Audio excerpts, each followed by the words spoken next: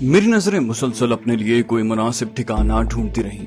इस दौरान मेरे कदम हद्दुल इम्कान तेज रफ्तारी से हरकत करते रहे। खुशकिस्मती से मुझे रास्ते में कोई जी नफ्स नहीं टकराया, हत्ता कि किसी कुत्ते ने भी मेरा रास्ता रोकने की कोशिश न की। बिलाखिर मुझे एक मुनासिब जगह नजर आई। वो एक बड़ा सा पार्क था जिसमें बहुत घने उगे हुए दरख्त थे। वैसे तो वहाँ इक्का दुक्का कुमकुमे रोशन थे, लेकिन दरख्तों के नीचे मुझे गहरी तारीकी नजर आई। अगर मैं किसी घने दरख्त के नीचे दुबक कर बैठ जाता तो मुझ पर किसी की नजर पड़ जाना नामुमकिन हो जाता। मैं बेएहतियात अंदाज में उस पार्क में दाखिल हुआ। गैर नजरों से आसपास का जायजा लेने के बावजूद मुझे पार्क में कोई जीरूह नजर न आया। मैं दबे पांव एक बड़े से दरख्त की तरफ बढ़ा। उस दरख्त के नीचे पहुंचकर मुझे एहसास हुआ कि जहां एक नजदीकी कुमकुमे की हल्की हल्की रोशनी पहुंच रही है, मैं वहां से कदरे फासले पर उगे बेहद घने दरख्त की जानिब बढ़ा। उस दरख्त के नीचे इस कदर गाढ़ा अंधेरा था कि हाथ को हाथ सुझाई नहीं दे रहा था। मैं अंधों की तरह निहायत एहतियात से कदम उठाता आगे बढ़ा। मजीद एहतियात के तौर पर मैंने दरख्त के तने के दूसरी जानिब वाले हिस्से को अपनी पनागाह के तौर पर चुना। मैं लगभग कदमों से अंधेरे में जमीन टटोलते हुए कदम आगे बढ़ाने लगा। अचानक कोई ठोस चीज मेरे दाएं पांव तले आई। मेरे पांव बेइख्तियार लड़खड़ाए। मैंने खुद को संभालने की कोशिश की, लेकिन नाकाम रहा और मैं सामने की तरफ गिर पड़ा। मेरा पांव गालिबन किसी इंसानी जिस्म से टकराया था। दफतन अंधेरे में किसी की चीख गूंजी। मैंने उस शख्स के जिस्म पर से खुद को हटाने की कोशिश की। इस असना में वो शख्स उठकर बैठ चुका था और उसके मुंह से मेरे लिए गलीज गालियों का तूफान जारी था। इससे पहले कि मैं अपने हवास पर काबू पाता, मेरे कानों में एक और भारी भरकम मर्दाना आवाज गूंजी। अबे अनिल, क्या हो गया तेरे को? किसे गालियां दे रहा है तू? जवाब में अनिल ने सवाल करने वाले को भी एक गंदी सी गाली दी और नाराज लहजे में कहा, जल्दी से टॉर्च जला, पता नहीं सूअर का जना है, मेरी पसलियां तोड़ दी हैं। उसके लहजे में फुनकारती रौनत ने मेरे दिमाग के किसी दूर दराज गोशे में खतरे की घंटी बजा दी। लेकिन इससे पहले कि मैं कुछ कर पाता, भारी आवाज वाले ने टॉर्च रोशन कर दी। तेज रोशनी मेरे चेहरे पर पड़ी तो आंखें चुंधिया गईं। अनिल ने चंद लम्हों में मेरा जायजा ले लिया और फिर डपट कर पूछा, कौन है बे तू? साले खूसट, इतनी रात को यहाँ क्या कर रहा है तू? मैंने कोई जवाब देना चाहा, लेकिन उसी वक्त मैंने उनके जिस्मों पर मौजूद वर्दियां देख ली। मुझे सख्त आसाबी झटका लगा और मैं चंद लम्हों के लिए मफलूज होकर रह गया। इस असना में उसने दूर पड़ी राइफल उठाकर मुझ पर तान ली। मुझे मालूम हो गया कि मेरा पांव उसी राइफल पर पड़ा है। उसने कहा, बोलता क्यों नहीं है? कौन है तू? जवाब दे। मैंने कहा, वो जी, आप मेरी आंखों पर से टॉर्च तो हटाएं, मैं आपको सब कुछ बता देता हूँ, मैंने मरी मरी आवाज में कहा। टॉर्च का रुख थोड़ा सा तब्दील हो गया। मैंने देखा कि उस जगह पर 2 चादरें बिछी हुई हैं, जिनके सरहाने 2 छोटे तकिए भी हैं। वहीं 2 कंबल भी पड़े नजर आए। वो दोनों संतरी रात के गश्त पर निकले होंगे। कुछ देर इधर उधर फिरने के बाद उन्होंने यहाँ बिस्तर जमा लिया और लंबी तान कर सो गए। इधर मेरी किस्मत मुझे घेर कर इन फर्ज शनास कानून के मुहाफिजों के पास ले आई। मुझे यकीन हो गया कि मुझ जैसे मुंह में आए शिकार को तो ये किसी कीमत पर नहीं बख्शेंगे। मैंने कहा, वो जी, वो दरअसल मैं एक परदेसी हूँ। मैंने अपने लहजे को हत्तुल वसा खुशामदाना बनाते हुए कहा, रात ज्यादा हो गई थी, मैं सुबह तक वक्त गुजारने के लिए यहाँ आ गया था। अनिल ने अपनी राइफल मुझ पर तानते हुए पुलिस वालों के मखसूस लहजे में मुझे डपटा। वो ये बकवास करता है, हमें चक्कर देने की कोशिश कर रहा है। रात के 2 बजे तू सोने की जगह ढूंढता फिर रहा है। फिर वो मुझे घूरते हुए अपने साथी से मुखातिब हुआ, रामन, तू इसकी तलाशी ले, मुझे तो ये बुढ़ा कोई चोर डाकू लगता है। रामन ने अपने साथी की तायद की, बोला, तुम ठीक कहते हो, ये मुझे भी कोई वारदातिया लगता है। तुम ये टॉर्च पकड़ो, मैं इसकी तलाशी लेता हूँ। रामन ने टॉर्च अनिल को थमा दी। अनिल ने राइफल को अपने दाएं हाथ में थाम कर बाएं हाथ से टॉर्च पकड़ी। उसकी इस हिमाकत ने मुझे वो मौका फराहम कर दिया जिसे मैं खासी देर से तलाश कर रहा था। मैंने पहले ही देख लिया था कि अनिल ने राइफल को कॉक नहीं किया है। जब तक वो राइफल को कॉक करके गोली को घोड़े के सामने न लाता, वो फायर नहीं कर सकता था। मैंने उल्टे कदमों अनिल की तरफ हटते हुए खौफजदा लहजे में फरियाद की, मैं तो बहुत शरीफ आदमी हूँ जी, मैंने तो कुछ भी नहीं किया। मुझे पसपा होते देख कर रामन कुछ और शेर हो गया। वो मुझे मोटी मोटी गालियां देता मेरी तरफ झपटा। मैं 2-3 कदम मजीद पीछे हटा। मेरे अकब में मौजूद अनिल ने गजबनाक होकर राइफल की नाक मेरी पुश्त में गाड़ दी। अपनी जगह पर खड़ा रहे कुत्ते के बच्चे, वरना मैं तुझे छलनी कर दूंगा। मैंने सहमे हुए लहजे में अपने हाथ सर से ऊपर उठा लिए। अपने पीछे से आती हुई टॉर्च की रोशनी में मुझे रामन के चेहरे पर मकरूह मुस्कुराहट नजर आई। उसने गलीज लहजे में कहा, अबे डरता क्यों है, हम तुझे खा तो नहीं जाएंगे। मुझे इसकी सूरत से शदीद नफरत महसूस हुई। उसने मेरी जेबों को थपथपाना चाहा। एन उसी लम्हे मेरा हाथ बिजली के कौंदे की मानिंद हरकत में आ गया। मेरे दाएं हाथ की हथेली के सिरे की जरब उसकी गर्दन पर पड़ी। उसके जिस्म को एक जोरदार झटका लगा। मैंने उसे उसके हाल पर छोड़ा और फिरकी की मानिंद तेजी से पीछे की जानिब घूम गया। इससे पहले कि अनिल सूरत हाल को पूरी तरह समझकर राइफल को मेरी तरफ करता, मैं तेजी से घूमा। उसने टॉर्च जमीन पर गिराकर दूसरे हाथ से भी राइफल को थामना चाहा, लेकिन इस असना में राइफल उसके हाथ से छूटकर मेरे कब्जे में आ गई। मैंने राइफल की नाल को मजबूती से थामकर बिला तवक्कुफ उसके सर पर दे मारा। राइफल का बट खटाक से उसकी खोपड़ी से टकराया। उसके हलक से हल्की सी चीख निकली और वो अपना सर पकड़कर झूमता हुआ जमीन पर ढेर हो गया। मैंने अंदाजा लगाया कि उसकी खोपड़ी नहीं भी चटकी तो उसके अंदर का निजाम जरूर तबाह होकर रह गया है। उसकी तरफ से मुतमईन होकर मैं दूसरे कांस्टेबल की तरफ मुतवज्जे हुआ। जमीन पर गिरी हुई टॉर्च की रोशनी में वो मुझे जमीन से उठता हुआ नजर आया। मैंने राइफल को फजा में तोलकर उसकी खोपड़ी पर एक नपी तुली जरब लगाई।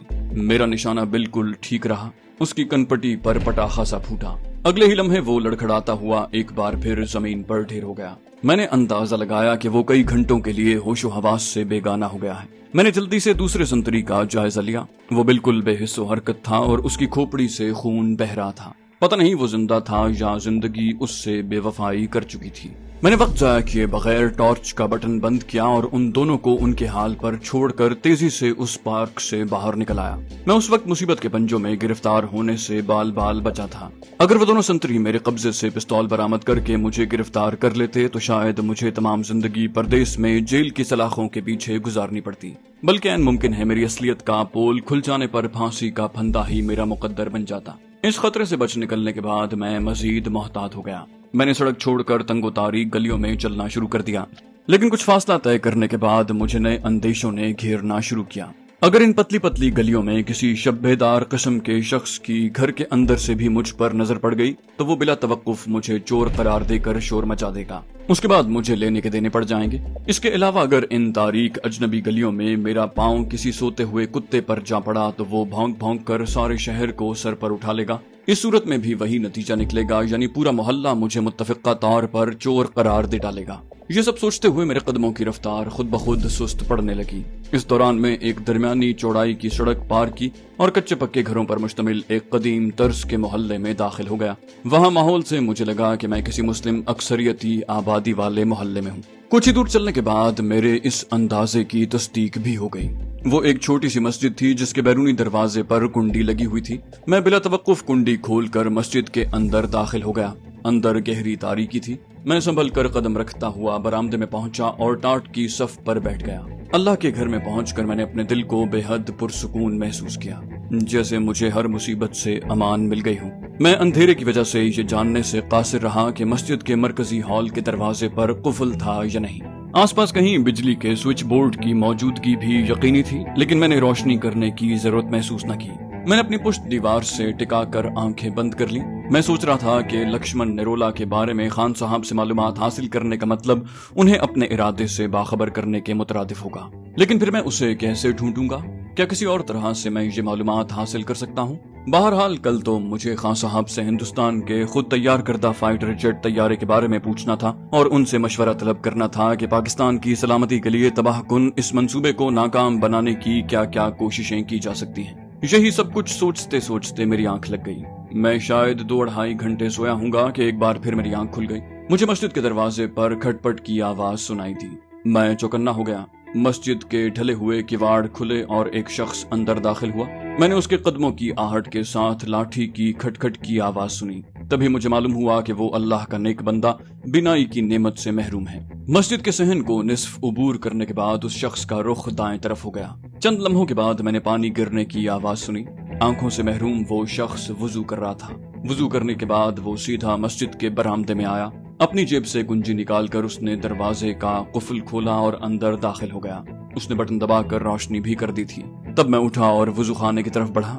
जो ही मैंने वुजू शुरू किया, फजा में अजाने सहर के मुकद्दस अल्फाज गूंजने लगे। मैं मस्जिद के अंदर पहुंचा तो वो नाबीना ज़ईफ शख्स अजान से फारिग होकर 2 जानू बैठकर शायद तस्बीह खानी में मसरूफ था। जाने उसने मेरी मौजूदगी महसूस की या नहीं, बहरहाल उसने मुझसे मुखातिब होने की कोशिश नहीं की। कुछ ही देर के बाद मस्जिद में नमाजियों की आमद शुरू हो गई। उनमें से किसी ने खुसूसी तौर पर मुझे तवज्जो न दी। सुन्नतों की अदायगी के बाद उसी नाबीना शख्स की इमामत में बाजमात नमाज हुई। दुआ खत्म होते ही मैं शायद सबसे पहले मस्जिद से निकल आया। उस वक्त तक गली कूचों में जिंदगी की चहल पहल शुरू हो गई थी। मैं पुरसुकून अंदाज में टहलता हुआ आगे बढ़ने लगा। कुछ ही देर के बाद मैंने खुद को एक बड़ी सी सड़क पर पाया। तब तक हर तरफ सुबह की रोशनी फैल गई थी। जल्द मुझे एक ऑटो रिक्शा मिल गया जिसने 10-15 मिनट में मुझे चांदनी चौक पहुंचा दिया। मैं नहीं जानता था कि मेरे चेहरे और आंखों से शब बेदारी के आसार किस हद तक नुमाया हैं। ताहम मेरा दोबारा सोने का कोई इरादा नहीं था। मैं सेठ जगदीश के गैराज से अपना ऑटो लेकर अपने ठिकाने पर पहुंचा। मुंह हाथ धोने के बाद अपना भेस ताजा किया और लिबास बदल कर वहां से निकल आया। मुझे इतराक था कि मेरे हाथों रात को खाक चाटने वाले संतरी मुझे उस भेस में देख चुके हैं, लेकिन मेरे अंदाजे के मुताबिक उनमें से एक तो नर्क में पहुंच चुका था और दूसरे की खोपड़ी पर पड़ने वाली जरब भी इतनी शदीद जरूर थी कि वो नामालूम अरसे के लिए कुछ सोचने समझने और किसी की शक्ल पहचानने से कासिर हो गया होगा। फिलहाल मुझे उस भेस में कोई खतरा लाहक नहीं था। मैं पराठों वाली गली से निकला तो रेलवे स्टेशन की सवारी मिल गई। वहां से 2 जनाना सवारियों को हौज़े खास के करीब छोड़ा। कुछ देर आवारा फिरने के बाद कश्मीरी गेट की 2 सवारियां मिल गईं। मैंने अपनी सवारियों को उनकी मंजिल पर छोड़ा और अंदाजे से खां साहब के ठिकाने की तरफ चल पड़ा। दरअसल मैं इर्द गिर्द का इलाका दिन की रोशनी में देखकर रात को वहां आने और वहां से रुखसत होने के मुनासिब रास्तों का जायजा लेना चाहता था। मैं अपने ऑटो पर चारों तरफ का जायजा लेते हुए खान साहब के बंगले के सामने से गुजरा और काफी लंबा चक्कर काटकर एक बार फिर वापस चल पड़ा। मैं बंगले के गेट से कोई 50 गज दूर था कि मैंने अर्जुन ड्राइवर को गेट से बाहर निकलते देखा। उसे देखकर मैंने ऑटो ड्राइवर की मखसूस आदत के मुताबिक रफ्तार कम कर ली। खान साहब ने जो कुछ बताया था उसकी रोशनी में वो रेवाड़ी में वाक़े घर की तरफ रवाना होने वाला था। उसके करीब पहुंचकर मैंने ऑटो रोकते हुए पूछा, कहाँ जाना है सरकार? आइए मैं छोड़ देता हूँ। कदरे हिचकिचाहट के साथ उसने कहा, सिविल लाइंस चलोगे? मैंने कहा, बिल्कुल चलूंगा सरकार। और किस लिए घर से निकला हूँ? उसने कहा, वहाँ 10 मिनट रुकने के बाद मुझे रेवाड़ी के लिए बस पकड़नी है। तुम मुझे दोनों इकट्ठा किराया बता दो। दरअसल इतवार को सुबह सिविल लाइन से ऑटो मिलना मुश्किल होता है। मैंने शाइस्तगी से कहा, सरकार वैसे तो मीटर से किराया लेता हूँ, लेकिन तुमसे आज सुबह अच्छी बोनी हो रही है। वो खुश खुश ऑटो में बैठ गया। मैंने अकब नुमा आईने में देखा कि उसने बगल में एक पोटली सी दबा रखी है। वो शायद घर वालों के लिए दिल्ली से कुछ चीजें ले जा रहा था। छुट्टी का दिन होने की वजह से सड़कें लगभग खाली थी। मैं अच्छी खासी रफ्तार से रिक्शा दौड़ाने लगा। अर्जुन काफी तरंग में दिखाई दे रहा था। उसने हल्की फुल्की बातें करते हुए अपने इलाके हरियाणा के मकामी लोगों के कई लतीफे सुनाए। मैं उसके चुटकुलों पर खूब हंसा। सिविल लाइंस का पोश इलाका आने पर वो मेरी रहनुमाई करने लगा। 3-4 मोड़ मुड़ने के बाद उसने एक दरमियाने दर्जे के बंगले की तरफ इशारा करके मुझे गेट के सामने ऑटो रोकने का हुक्म दिया। उसने उतरकर कहा, तुम साइड में रोक कर इंतजार करो, बस मैं 10-15 मिनट में वापस आता हूँ। दिन चढ़ने के बावजूद आसपास लगभग सन्नाटा था। मैंने गेट पर कोई नाम या मकान नंबर तलाश करना चाहा, लेकिन नाकाम रहा। बंगले का एक ही गेट था जिस पर कोई चौकीदार तैनात भी था, तो मुझे दिखाई न दिया। मैं सब्र तहम्मुल से अर्जुन की वापसी का इंतजार करता रहा, लेकिन 15-20 बल्कि 25 मिनट गुजारने के बावजूद उसकी आमद के कोई आसार नजर न आए। अचानक गेट खुला और घरेलू मुलाजिम के हुलिये वाला एक शख्स चाय की प्याली हाथ में लिए मेरे पास आ गया। उसने चाय की प्याली मुझे थमाते हुए कहा, अर्जुन भैया ने कहा है कि उन्हें आने में 10 मिनट और लग जाएंगे, तुम्हें फालतू किराया मिल जाएगा। मैंने हाँ में सर हिलाया, लेकिन मुलाजिम ने शायद मेरी मुमकिना नाराजगी दूर करने के लिए सफाई पेश की। बोला, असल में नरोला जी अशनान में बहुत देर लगाते हैं, बस अभी अभी बाहर निकले हैं। उसकी जबान से निरोला सुनकर मेरे दिमाग में धमाका सा हुआ। मेरा दिल यकलख्त जोर से धड़का। मैंने अपने हिजान पर काबू पाने की नाकाम कोशिश की। लक्ष्मण नरोला, क्या वाकई किस्मत मुझ पर इस कदर मेहरबान है कि जिस अनजान मंजिल की तलाश में टामकटोइयां मारने के ख्याल से मेरा दिल हौल खा रहा था, वो इस तरह खुद ब खुद मेरी नजरों के ऐन सामने थी। मैं इस कर्म नवाजी पर अल्लाह सुब्हान व तआला का जितना शुक्र अदा करूं कम है। मैंने चाय की प्याली लेते हुए ममनून लहजे में कहा, धन्यवाद भैया। इस वक्त चाय की बहुत तलब हो रही थी। अर्जुन भाई को कहना कि कोई जल्दी नहीं है, आराम से आए। फिर मैं धीमे लहजे में गोया खुद से मुखातिब हुआ, भगवान करे अर्जुन भैया लक्ष्मण जी से आज मेरी सिफारिश कर दें, कब से टाले जा रहे हैं। मैंने दरअसल महज लक्ष्मण नरोला के नाम की तस्दीक के लिए हवा में तीर चलाया था। मेरी आवाज हल्की जरूर थी, लेकिन मुझे यकीन था कि मेरी जबान से निकलने वाला हर लफ्ज बंगले के मुलाजिम ने बखूबी सुन लिया होगा। लेकिन उस सुबह मेरी किस्मत वाकई जोरों पर थी। चाय लाने वाला मेरी बात सुनकर कुछ चौंका और फिर यगानिगत भरे लहजे में बोला, मेरा नाम राजीव भाटिया है भैया, और मैं लक्ष्मण बाबू का पुराना सेवक हूँ। मुझे बताओ भैया, तुम क्या सिफारिश करवाना चाहते हो उनसे? उसकी जबान से ये अल्फाज सुनकर मेरा दिल खुशी से झूम उठा। उसने न सिर्फ मेरी ख्वाहिश के ऐन मुताबिक मेरे अंदाजे की तस्दीक कर दी थी, बल्कि अपने ही तबके का फर्द समझकर मेरी हर मुमकिन मदद के लिए भी आमादा था। मेरी लम्हाती खामोशी को उसने तजब्जुब से ताबीर करते हुए बात आगे बढ़ाई। बोला, अर्जुन भैया से तो बस सरकारी संबंध है लक्ष्मण जी का, एक वक्त उनकी बात टाल सकते हैं वो, परंतु मेरी नहीं। तुम बिना झिझक मुझे बताओ। मुझे लगा कि अगर किस्मत इसी तरह मेहरबान रहे और मैं सोच समझकर अपने पत्ते खेलूं तो राजीव नामी ये शख्स मेरे मकसद के हुसूल में बहुत कारआमद साबित हो सकता है। मैंने बर्क रफ्तारी से दिमाग लड़ाया और फिर एक मंसूबे के इब्तिदाई खद्दोखाल जहन में उभरने पर खुशामदी लहजे में कहा, तुम मेरा काम करवा दो तो मैं जिंदगी भर तुम्हारा आभारी रहूंगा राजीव भैया। फिर मैंने एक एक लफ्ज एहतियात से चुनते हुए बात आगे बढ़ाई। मैंने कहा, मैं रोहित शेखर हूँ और अर्जुन भैया की तरह मेरी जन्मभूमि भी रीवाड़ी है। घर में ब्याह जोगी 2 बेटियां हैं। उनके दहेज के लिए जल्दी पैसे जोड़ने की लालच में अर्जुन के पास दिल्ली आया था और इसी ने अपनी गाड़ी पर सेठ जगदीश से भाड़े पर ये ऑटो दिलवाया था। पर 2 साल गुजरने के बाद भी बात नहीं बनी। ऑटो और खोली का भाड़ा, खाने पीने जैसे खर्चे ही आधी से ज्यादा कमाई हड़प कर लेते हैं। गर्मी सर्दी बारिश में सुबह से शाम तक सड़कों पर धक्के खाने के बाद भी घर भेजने को 150-200 से ज्यादा नहीं जुड़ते। राजीव ने मेरी बात गौर से सुनी और हमदर्दाना लहजे में कहा, ये तो तुम ठीक कह रहे हो भैया, गरीब जनता का तो जीवन ही नर्क बन गया है। बंटवारे के बाद से महंगाई भी तो लगातार आग की तरह फैलती जा रही है। अच्छा ये बताओ लक्ष्मण जी से क्या सरकारी नौकरी की सिफारिश करवाना चाहते हो? परंतु उसकी तो अब तुम्हारी उम्र नहीं रही। मैंने कहा, वो तो मुझे पता है राजीव भैया, पर किसी अच्छे सेठ के पास ड्राइवर की नौकरी मिल जाए तो फालतू के बखेड़ों से जान छूट जाए। रोटी कपड़े रिहाइश के साथ महीने के 200-250 रुपए भी मिल जाएं तो बहुत है। राजीव ने कुछ सोचते हुए कहा, रोहित भैया ये बात साफ कर दूं कि हमारे लक्ष्मण बाबू तो सिरे से ड्राइवर रखते ही नहीं, हमेशा खुद गाड़ी चलाते हैं। परंतु मैं पास पड़ोस में पूछता हूँ, एक से बढ़कर एक रईस रहते हैं इस इलाके में। ड्राइवरों का आना जाना तो लगा रहता है और मेरे ख्याल में इतनी पगार भी मिल जाएगी। मैंने खुश होकर कहा, तुम्हारी बड़ी कृपा होगी राजीव भैया, फिर तो लक्ष्मण जी को भी कष्ट देने की जरूरत नहीं। तुम अपनी तरफ से कोशिश करो और हाँ, अर्जुन जी से भी इसकी चर्चा करने की जरूरत नहीं। अब ये हम दोनों भाइयों का आपसी मामला है। राजीव ने खुश होकर मेरे से मुसाफा किया और कहा, ठीक कह रहे हो रोहित भैया, हमारे लक्ष्मण जी हैं तो बहुत खुले दिल के, पर मनमोजी हैं। कभी तो बड़ी से बड़ी बात झट मान लेते हैं और कभी छोटी फरमाइश से भी साफ इनकार कर देते हैं। केवल यही नहीं, बाल की खाल निकालने की भी आदत है। फिर उसने अपना लहजा राजदाराना बनाते हुए कहा, किसी को बताना नहीं भैया, वो सरकार के गुप्त विभाग के बड़े अधिकारी हैं। शक करना तो उनके कर्तव्य का हिस्सा है। मैंने उसकी बात सुनकर खुशदिली से कहकहा लगाकर कहा, अरे राजीव भाई, मैं सब जानता हूँ, वो अपने अर्जुन भैया के प्रबंधक अफसर हैं, लेकिन ये बात बाहर वालों को वास्तव में पता नहीं चलनी चाहिए। मेरी बात सुनकर उसके चेहरे पर इत्मीनान की लहर दौड़ गई। उसने तायद में सर हिलाकर कहा, ये बात की ना तुमने समझदारी की।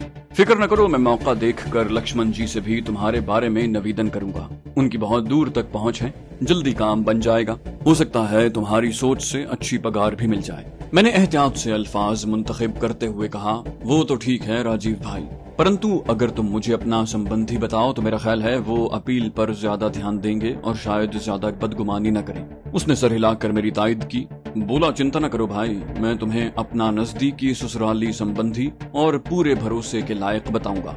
मैंने कहा, फिर तो उनके सामने ये बात भी नहीं आनी चाहिए कि मैं अर्जुन का जानकार हूँ। अर्जुन को खैर मैं मना कर दूंगा, तुम भी ये बात गुप्त रखना। उसने मेरी हिदायत पर अमल करने का यकीन दिलाया। मामूली हैसियत का हर कदम पर एहसास दिलाए जाने का आदी वो शख्स जरा सी इज्जत और मर्तबा दिए जाने पर चंद मिनटों में मुझसे इतना करीब हो गया था जैसे मुझे बरसों से जानता हूँ। वो बढ़ चढ़कर मेरी एयानत का ख्वाहिशमंद था। अर्जुन की आमद के अभी कोई आसार नहीं थे, तहम गर्मजोशी से राम राम करने के बाद राजीव रुखसत हो गया।